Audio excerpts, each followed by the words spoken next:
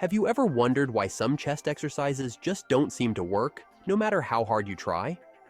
Maybe you've been following advice that claims you need endless variations to target specific parts of the chest, or fancy techniques to carve out that perfect line beneath your pecs.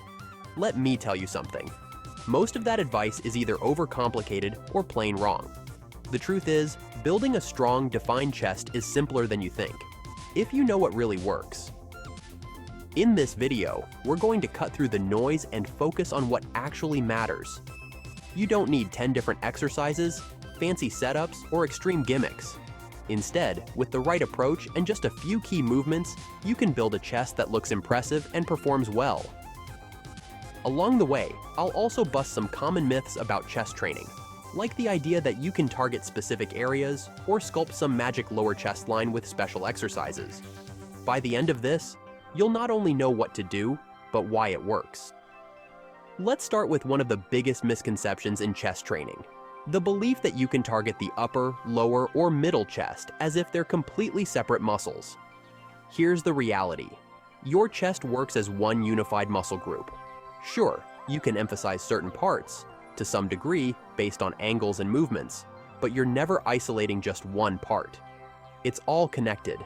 When you press, fly, or push, the entire chest is engaged to some extent. That's why it's not about doing a million different exercises to hit every tiny part of the chest.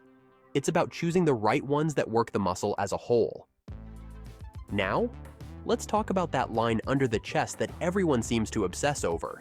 You know, the one people think they can create by targeting the lower chest with specific exercises. The truth? That line isn't something you can build in the gym. It's purely a result of low body fat. If your chest muscles are well developed and your body fat percentage is low enough, that line will show.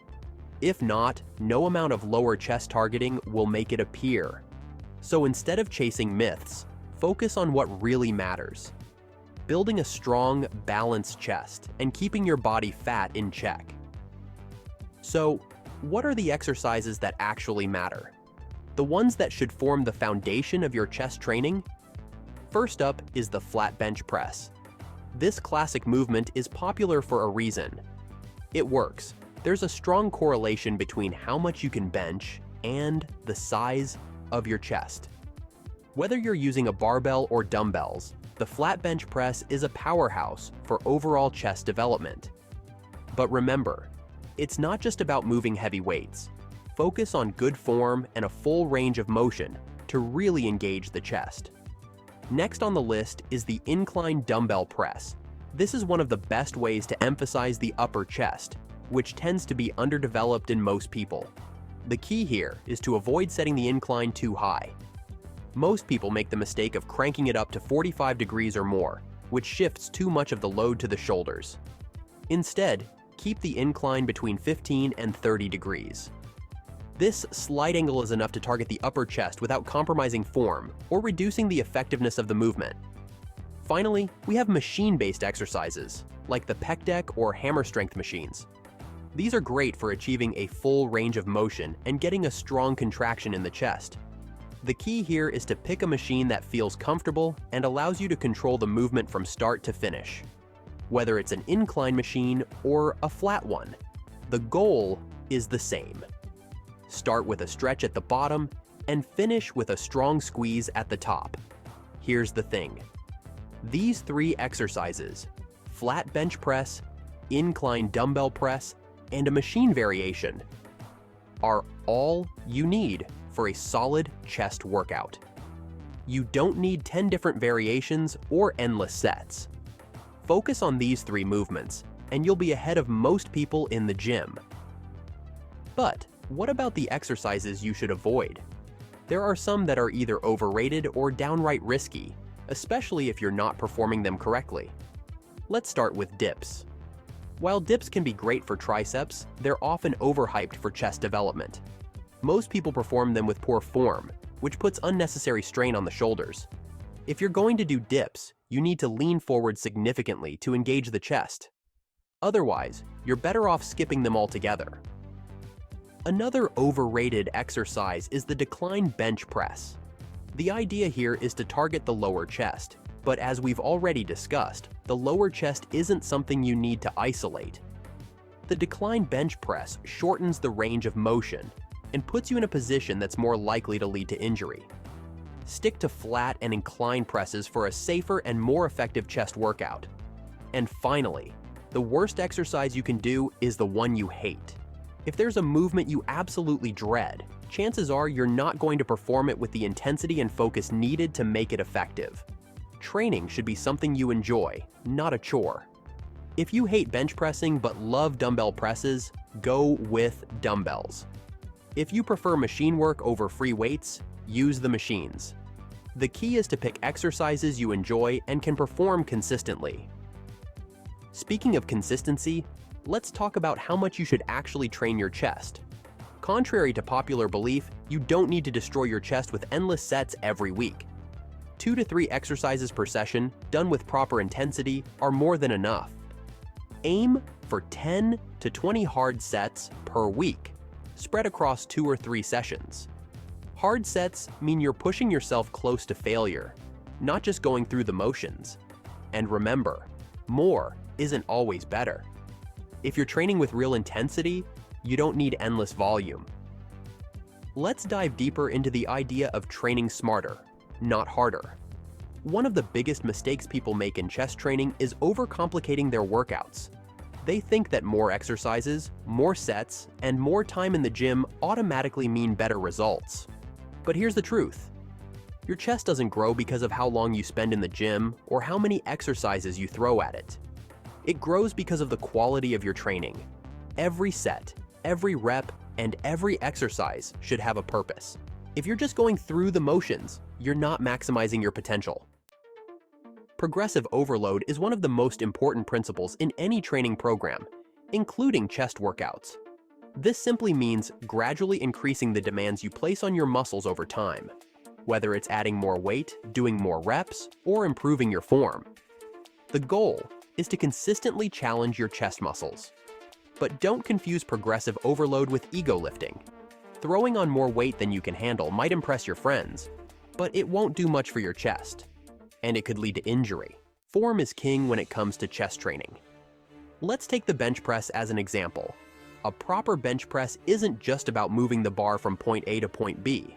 It's about engaging the chest, controlling the weight, and maintaining a steady tempo. The same goes for any chest exercise. Whether you're using dumbbells, cables, or machines, focus on controlling the movement and feeling the muscle work. A slow, controlled rep with good form will always be more effective than a sloppy, rushed one. Now, let's address recovery. Your muscles don't grow while you're training. They grow when you're resting. This is why recovery is just as important as the workouts themselves. Make sure you're giving your chest enough time to recover between sessions. If you're training your chest 2 or 3 times a week, that's plenty.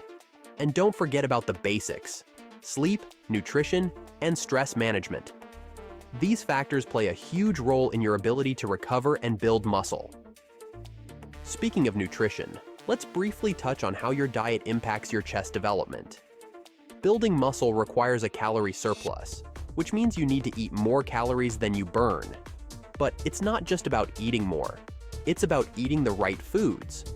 Protein is especially important because it provides the building blocks your body needs to repair and grow muscle tissue. Aim for high-quality protein sources like chicken, fish, eggs, or plant-based options if you prefer. Carbs are another important part of the equation.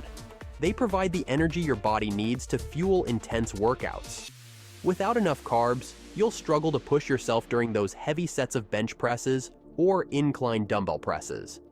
And don't forget about fats, which are essential for hormone production and overall health. A balanced diet that includes all 3 macronutrients, protein, carbs, and fats, is the key to optimizing your chest training results. Let's not forget genetics. Some people are naturally blessed with a chest that responds well to training. Others might have to work a little harder to see results. That's just the way it is. But don't let genetics discourage you. You might not end up with a chest that looks like it belongs on a magazine cover, but you can still make significant progress. Focus on what you can control, your training, your nutrition, and your consistency.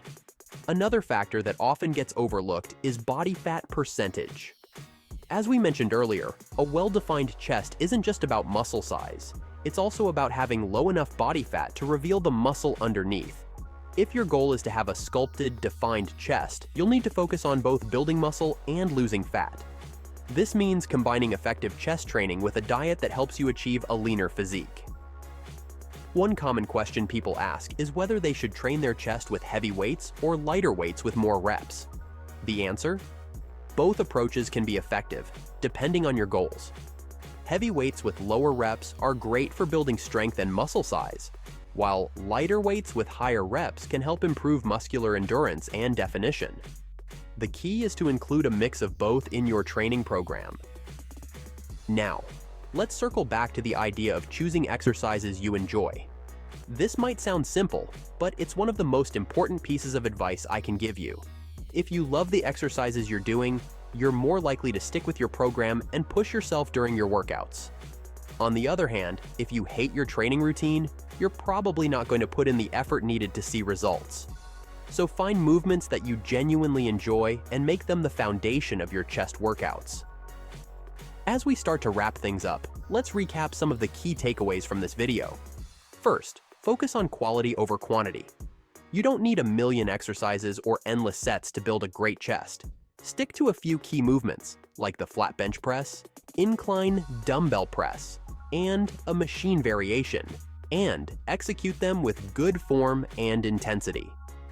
Second, prioritize recovery. Your muscles grow when you rest, so make sure you're giving your chest enough time to recover between sessions. And finally, enjoy the process. Training should be something you look forward to, not a chore. Find what works for you and embrace it. Before you go, if you're enjoying this content and want to see more videos like this, don't forget to hit the like button and subscribe. It really helps support the channel and ensures you don't miss out on future videos packed with tips and insights to help you crush your fitness goals.